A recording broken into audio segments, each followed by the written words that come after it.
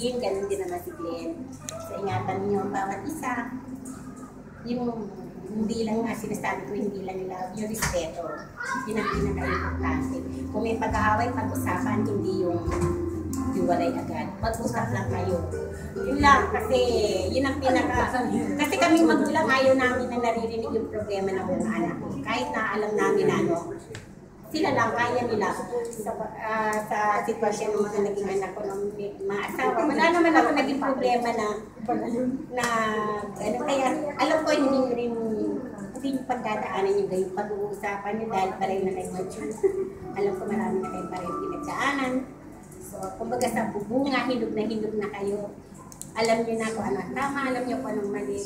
So, sana sa inyong pagsasama, gabayan kayo ng Panginoon.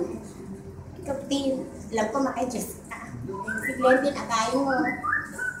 Alam ko hindi kayo maliligaw kasi ilagay nyo ang Panginoon sa sentro ng inyong pagmamahalan. Kaya, God bless you and